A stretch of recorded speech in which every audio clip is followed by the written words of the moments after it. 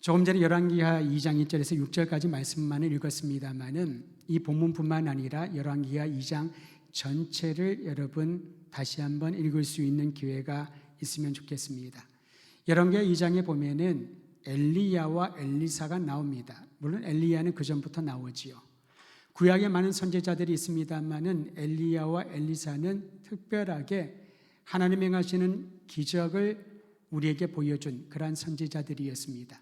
지도력이 참으로 중요하지요.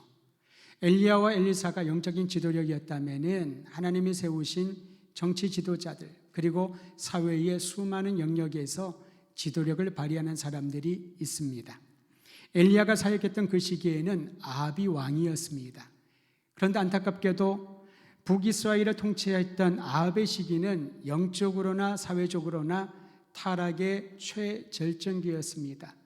왕후 이세벨과 더불어 아합은 하나님을 섬기지 아니하고 우상을 숭배하는 문화를 선택했습니다.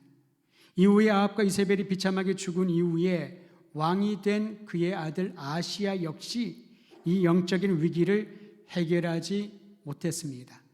하루는 아하시야가 다락 난간에서 떨어져 병에 들었는데 하나님께 도움을 청하지 않고 이방신 바알세붑을 찾아 도움을 청했던 일만 보더라도 알게 모르게 그의 삶 전체에 그리고 이스라엘 백성들의 삶 전역에 우상을 숭배하고 의지하는 문화가 깊이 자리 잡았던 것이지요. 이방신을 의지했던 아하시야는 선지자 엘리야가 전한 하나님의 말씀대로 그는 죽음을 당하게 됩니다. 2년밖에 왕위에 이르지 못합니다. 아들도 없었습니다. 그래서 그의 동생이었던 여호람이 왕위를 계승받았지만은 여전히 갱신의 역사는 이루어지지 않았습니다. 사람들의 기대감이 사라질 즈음에 하나님이 일으키시는 영적 갱신과 부흥은 그러한 지도자들이 아니라 선지자들을 통하여 나타났는데 특히 엘리야와 엘리사를 통하여 영적 부흥의 역사가 진행되었습니다. 오늘 우리가 읽은 말씀에 보면은 엘리야의 사역이 마무리되는 즈음이었습니다. 성경은 이렇게 기록합니다. 하나님께서 엘리야의 사역이 마무리할 때가 이르자 그를 회오리 바람으로 하늘로 올리려고 하셨다. 여러분, 이 말씀은 참으로 신비하고 초자연적인 하나님의 예언의 말씀입니다. 사람이 시간이 지나고 나이가 들면은 또 사역이 마무리가 되면은 이 땅을 떠나게 되지요. 죽음이라고 하는 과정을 통하여 육신은 이 땅에 매장되는 것이 순리입니다. 그런데 엘리야에 대한 마지막은 전혀 다른 차원이었습니다. 하나님이 회오리 바람을 보내셔서 그를 하늘로 데려가신다는 거지요. 이 예언은 엘리야뿐만 아니라 그의 제자들, 주변의 많은 사람들이 알고 있었던 것처럼 보입니다. 성경을 읽어보면 그렇습니다. 마지막 순간에, 엘리야의 마지막 순간에 그가 어떠한 일을 겪을 것인지를 엘리야의 제자들은 알고 있었던 것이지요. 하지만 대부분의 제자들은 그 사실을 알고 있는 것에 멈추었습니다. 이제 스승 엘리야 선지자의 사역이 마무리되고 하나님이 그를 데려가시는데 초자연적인 방식으로 데려가시겠구나, 그것만을 알고 멈춰 있었던 거지요. 반면에 엘리사는 전혀 달랐습니다. 다른 선지자들, 다른 제자들과는 전혀 달랐다는 것이지요. 엘리사는 스승 엘리야의 마지막 순간까지 그와 함께하기를 간절히 원했습니다. 자신과 함께 있다는 엘리사의 요청에 엘리야는 반복하여 만류합니다. 그러나 그럴 때마다 엘리사는 스승님을 따르지 않겠다고, 엘리야를 떠나지 않겠다고 동일하게 답변했습니다. 왜 그랬을까요? 우리는 그 이유를 성경을 통하여 발견합니다. 엘리사는 헌신된 제자로 스승과 동행하기 위하여 삶의 터전을 떠났습니다. 여러분, 이게 헌신이지요. 우리가 어떤 일에 어떠한 목적을 가지고 헌신했을 때의 헌신은 나에게 익숙한, 내가 누릴 수 있는 터전을 포기하고 떠나는 것입니다.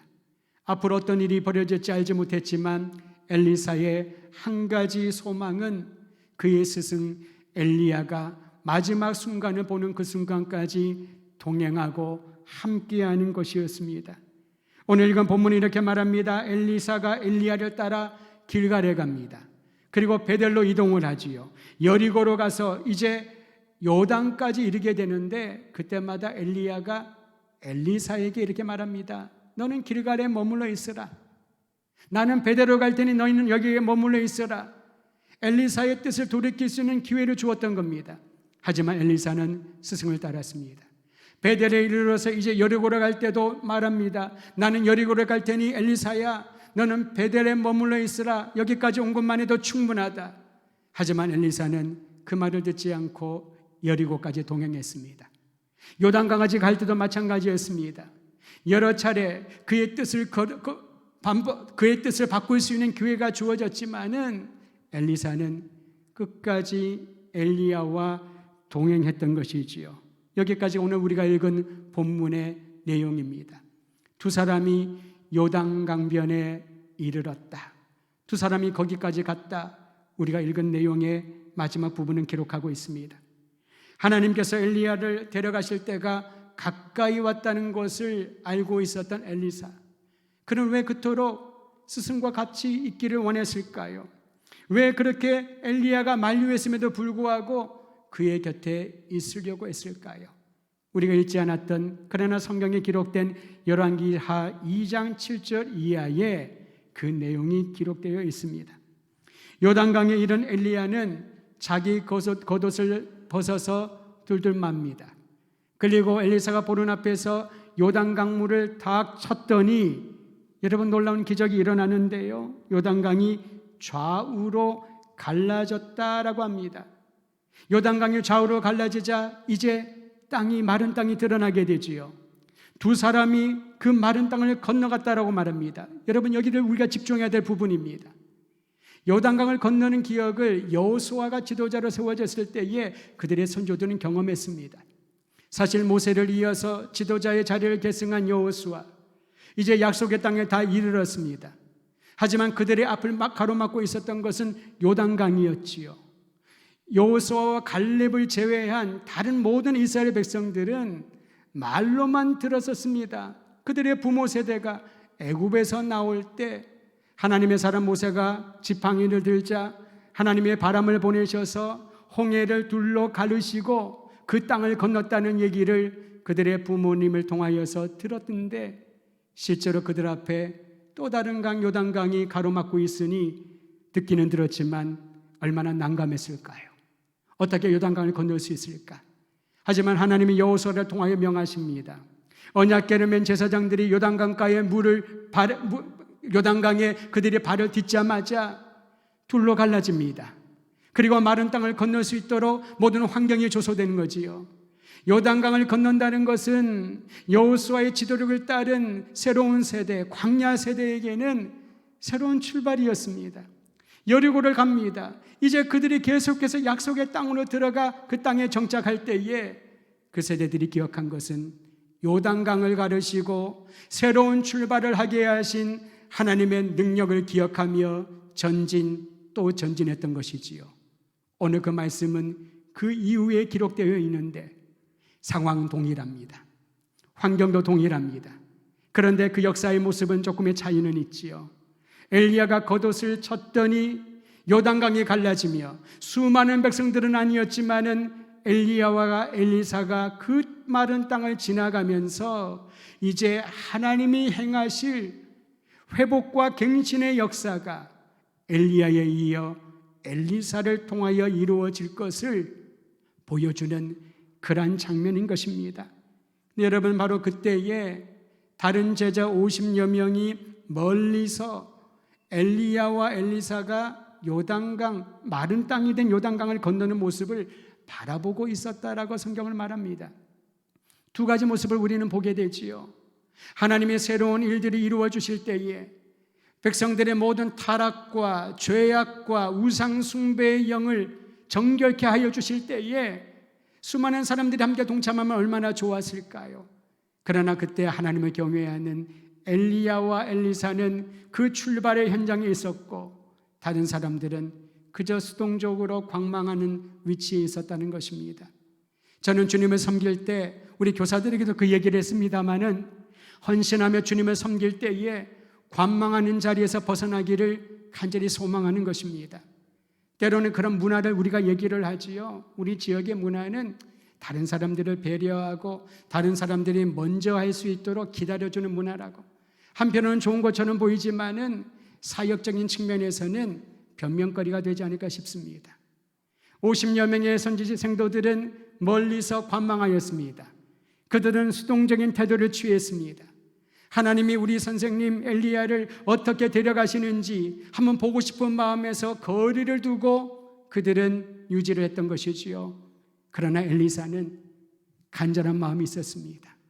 하나님이 그의 스승을 통하여 행하셨던 놀라운 기적, 갈멜산에서 850명의 이방 선지자를 죽이고 하나님의 영광을 드러냈던 그 승리의 모습을 이제 엘리사 역시 그의 인생을 통하여 보기를 원했던 것입니다. 적극적으로 현장에 참여했던 엘리사처럼 주님의 부르심에, 주님의 위대한 사역에 여러분 적극적으로 동참하기를 주의 이름으로 축원드립니다.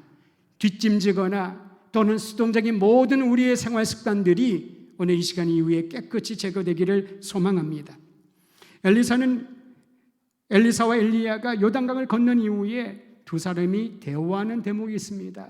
여기에서 엘리사가 왜 그토록 엘리야를 따라왔는지를 우리는 발견하게 됩니다. 열왕기하 2장 9절 우리 함께 읽도록 하지요. 열왕기하 2장 9절입니다. 시작. 건너매 엘리야가 엘리사에게 이르되 나를 내게서 데려가 당하기 전에 내가 네게 어떻게 할지를 구하라. 엘리사가 이르되 당신의 성령이 하시는 역사가 갑절이나 내게 있게 하소서. 스승 엘리야가 사역하는 모습을 보았던 엘리사는 성령의 역사가 강력하게 나타나는 것을 보았습니다. 이것이 주된 이유였지요. 선생님이 데려감을 당하기 전에 하나님이 데려간다는 겁니다. 그 이전에 나에게 당신의 성령이 하시는 역사가 갑절이나 있게 하옵소서. 엘리사는 사역의 비밀을 알았습니다. 엘리야가 행했던 기적의 비밀을 알았던 것이지요. 여러분, 이 놀라운 하나님이 행하시는 위대한 일의 비밀을 아는 이들, 하나님의 능력이 임해야 가능하다는 이 비밀을 아는 자들에게는 엘리사와 같은 동일한 기도의 제목을 품고 나가기를 소망합니다.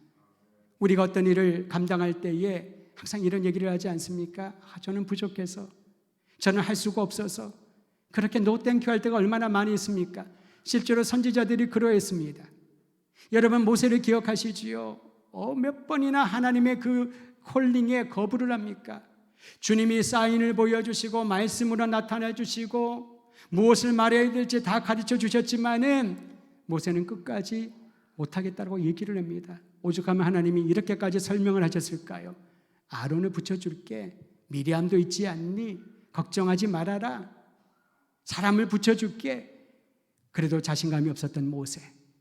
그런데 이후에 모세가 변하기 시작을 합니다. 광야에 들어가서는 모세가 그렇게 자신 없는 모습을 했던 것을 우리는 보지 못하지요.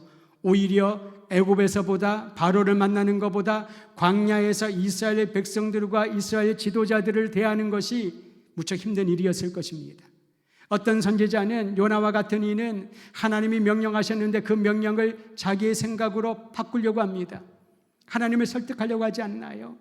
하나님, 니느웨 백성들은 저렇게 회개시키면 안 됩니다. 그들을 멸망시켜야지 어떻게 하나님은 그들에게 이런 은혜를 베푸십니까? 이거는 공의롭지 않지요.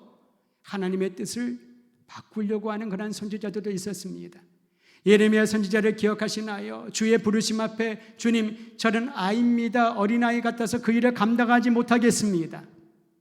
물론 이사야처럼 내가 여기 있사오니 나를 보내소서 한 선지자들도 있었었지요. 대부분의 선지자들은 우리가 생각하는 것처럼 준비가 잘 된 사람이 아니었습니다. 하지만 주님이 말씀하시니, 주님의 영이 임하니 그들의 모든 손에 잡고 있던 도구들을 내려놓고 자신들의 일터를 떠나 가정을 떠나 하나님의 명령에 순종하며 나아갔던 것이지요. 이것이 헌신입니다.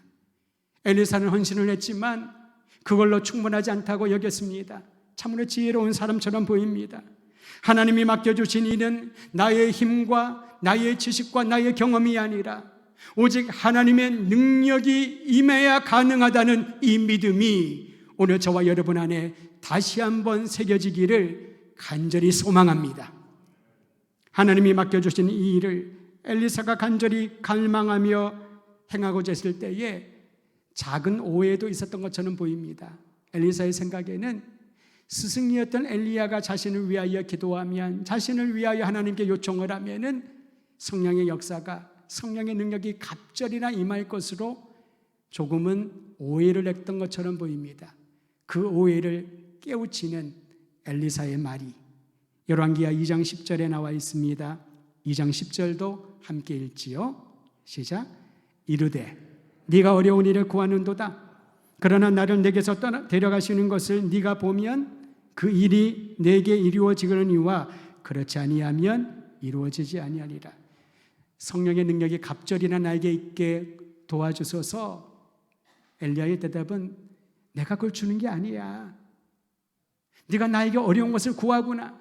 하지만 내 마지막 순간에 하나님이 행하시는 그 신비하고 기적적인 일을 네가 보고 증인이 된다면은 그 일이 이루어질 것이다. 하나님이 행하시는 위대한 일을 보고 하나님을 신뢰하고 주님께 순종하면 네가 구하는 성령의 능력이 갑절이나 임하게 될 것이다. 오늘 이 사실을 엘리사에게 스승 엘리야는 가르쳐 주었던 것입니다. 이게 바로 스승의 마음이 아닐까 싶어요.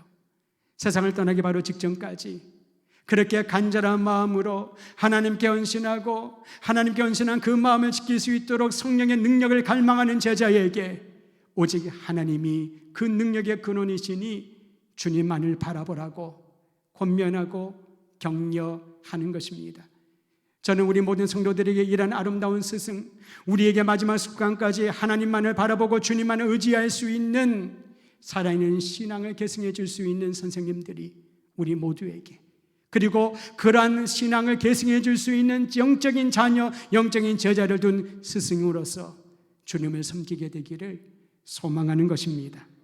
성령의 능력은 여러분 특정한 사람에게만 속한 권한이 아닙니다. 사람을 통해서 전달되는 것도 아닙니다. 엘리야는 자신의 일생을 통해 역사하신 하나님의 능력을 제자인 엘리사에게 보여주는 것이 자신의 사명인 것을 깨달았던 것이지요.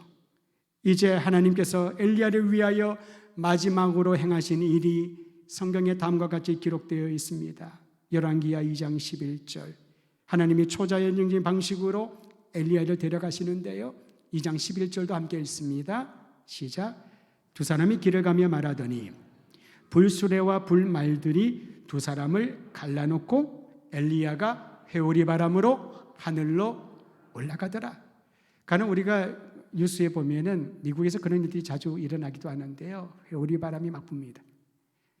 자연재해지요. 이 회오리 바람, 자연재해로서의 회오리 바람은 그 견고한 건물도 다 날아가게 하고요, 차도 다 날아가게 하고 무시무시합니다. 엄청납니다. 근데 성경에 나와 있는 회오리 바람은 엘리야를 하늘로 데려가기 위한 하나님의 신비한 방편이었던 것을 보게 됩니다. 하나님이 회오리 바람으로 엘리야를 데려가신 것을 눈으로 직접 목격한 엘리사, 물론 알고 있었고 엘리야도 그 얘기를 했고 성령의 능력을 받기 전에 내가 어떻게 하나님 품으로 돌아가는지를 보면 네가 원하는 것이 이루어질 것이라고 얘기도 들었지만은 무척 당혹스러웠던 것처럼 보입니다. 엘리야를 더 이상 보지 못하게 된다는 안타까움과 슬픔에 자신이 정한 성령의 능력을 내가 정말 입을 수 있을까라는 염려와 걱정에 엘리사는 자신의 옷을 잡아 둘로 찢었다라고 합니다. 그의 간절함과 애통함과 안타까움을 이렇게 표현을 했던 것이지요. 그런데 여러분, 엘리사는 스승이 이제 자기와 함께 있지 않다는, 자기의 눈앞에서 하늘로 올라갔다는 그 사실, 그 현장에 머물러 있지 않았습니다. 엘리야에게 나타난 성령의 능력이 자신에게도 임할 것을 강력히 원하면서 엘리사는 엘리야가 하늘로 올라가면서 떨어뜨리고 간 그의 겉옷, 스승이 그 겉옷으로 요단강을 둘러 나누었던 그 겉옷을 가지고 이렇게 외치며 요단강을 쳤습니다. 엘리야의 하나님 여호와 어디에 계십니까? 엘리야의 하나님 여호와 당신은 어디에 계십니까? 라고 요단강을 쳤는데 그가 부르짖었던 엘리야의 하나님이 자신의 하나님, 나의 하나님, 우리의 하나님으로 살아계셔서 스승이 보여줬던 기적을 동일하게 보는 역사에 동참하게 된 것이지요. 요단강이 좌우로 갈라져 마른 땅이 되었다라고 합니다. 이는 엘리야에게 임했던 성령의 능력이 동일하게 엘리사에게도 임했다라는 그러한 징표인 것이지요. 예수님의 제자들을 파송하시며 복음을 전하라 명하시면서 하늘의 권세와 땅의 권세를 가지신 주님께서 주신 명령이 있지 않습니까?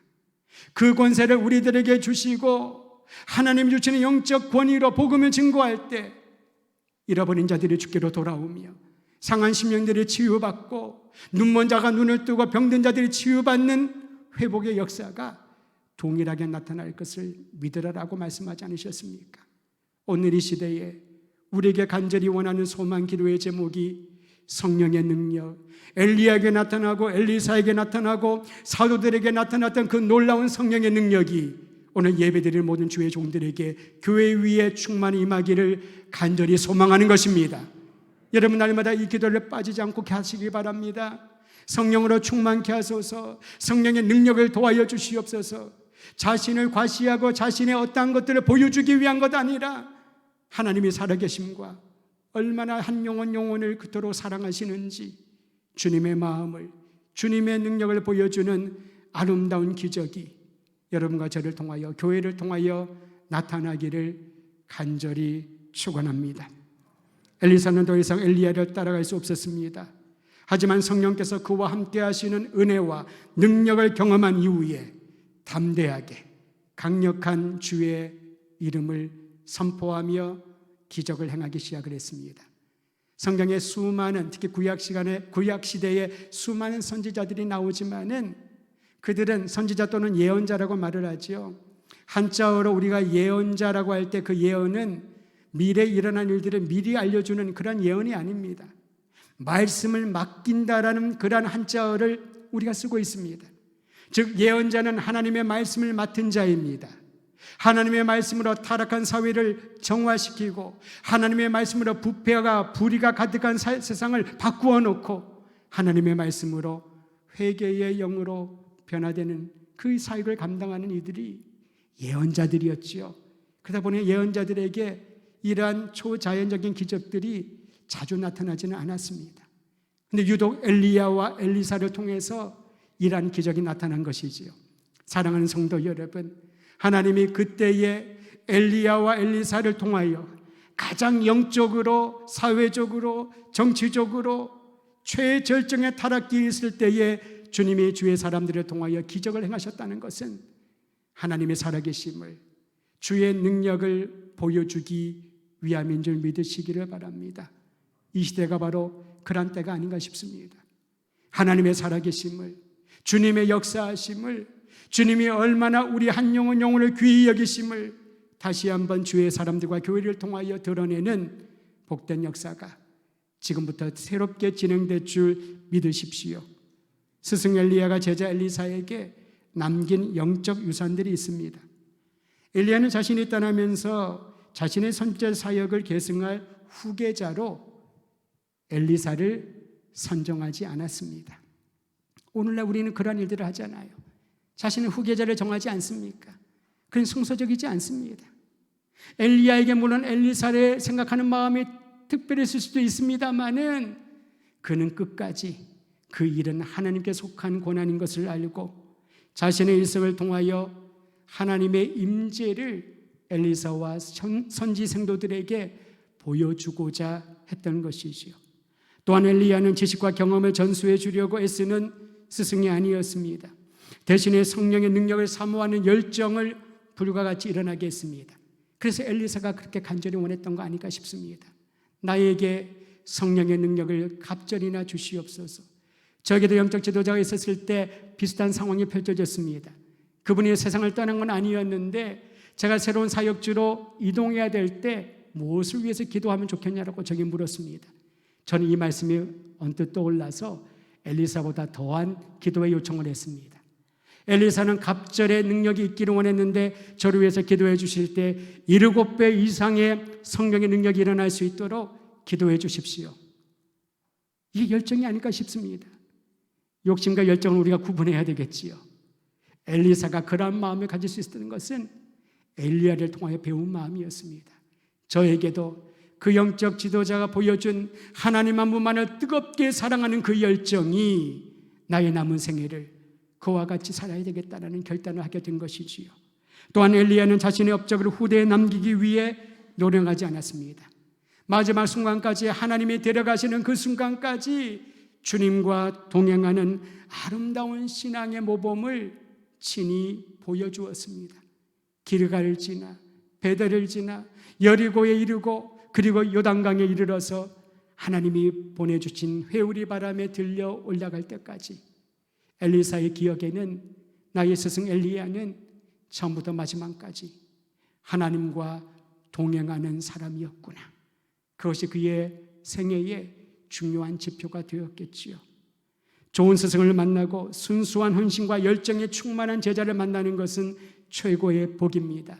저는 우리 더드림의 성도들이 그러한 스승으로 엘리야처럼 아름다운 본을 보여주고 또한 제자로서 엘리사처럼 뜨거운 열정으로 신앙의 계승자가 되어 하나님의 영광을 주님 오시는 그날까지 드러내기를 우리 주의 이름으로 축원드립니다.